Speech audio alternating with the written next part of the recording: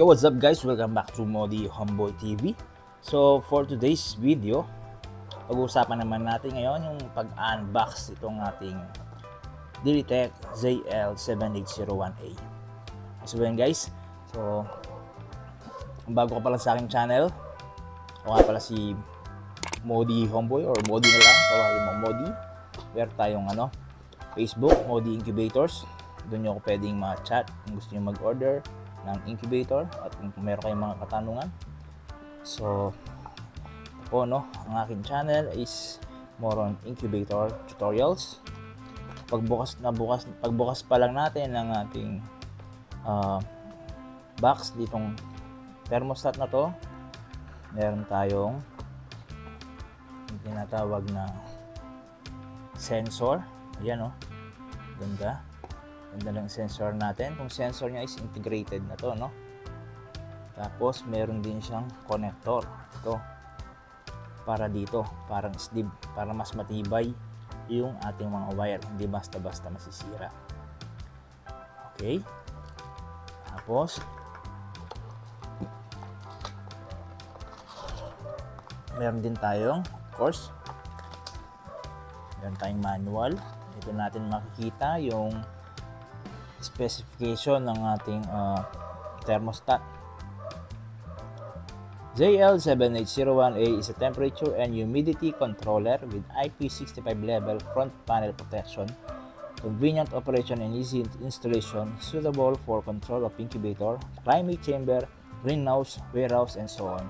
So yun, hindi lang sa pang-incubator, ang dami niya pwedeng panggamitan.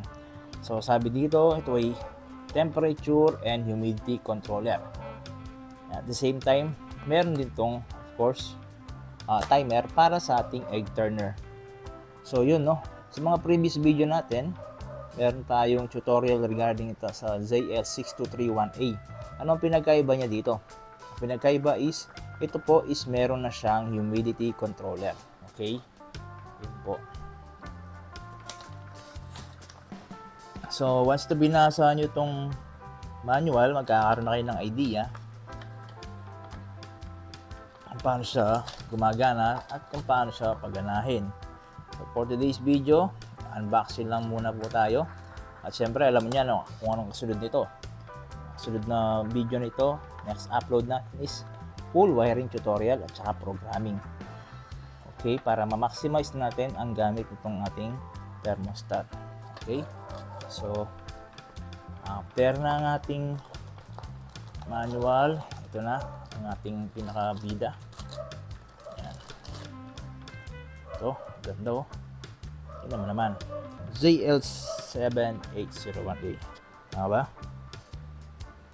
Yan, okay. Yung body niya, parang katulad lang siya ng 6231A, Tingnan natin sa likod.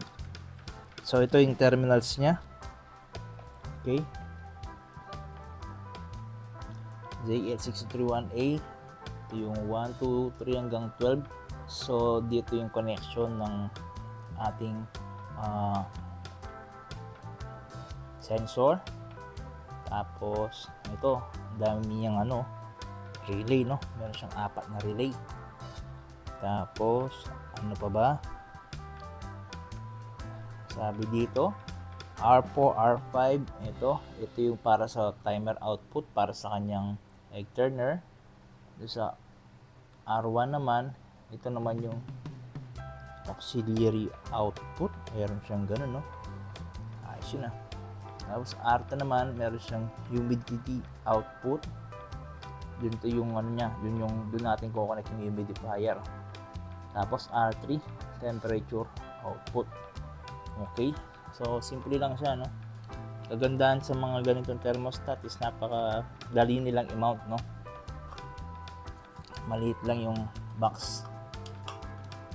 Ayan,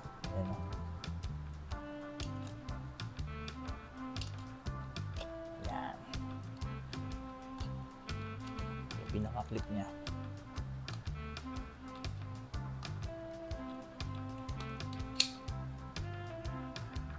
Standard yan, para-paras yung sukat yung mga yan. Kasama ng STC 1000, STC 328 at yung iba pang ganitong model. Tapos ano pa ba meron dito? So yun, 7, 8, dun yung connection ng ating tower. Okay,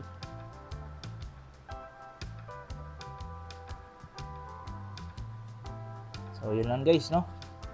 So yun, ano yung mga features nito? Ang features po nito is temperature controller, yung isa is humidity controller, pwede mo siyang salpakan ng humidifier. So kung may tanong kayo regarding sa humidity, meron tayong video dito kung saan tinalakay natin kung ano yung epekto ng humidity at kung paano na mapataas, mapababa ang humidity sa loob ng incubator. At meron din tayong ano dito, egg turner controller, timer. Kumbaga ito yung thermostat na tinatawag nating 3-in-1 na po, no? 3-in-1 thermostat na 3-in-1, temperature, humidity, saka egg turner control. Ayos ba yun? So yun, no? Kung meron po kayong katanungan, comment lang po kayo dyan sa baba.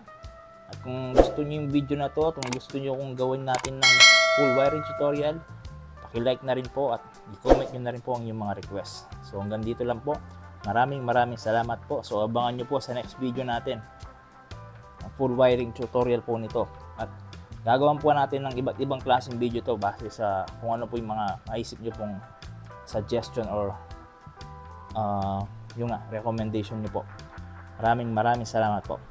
Bye bye. Yun lang po. Thank you.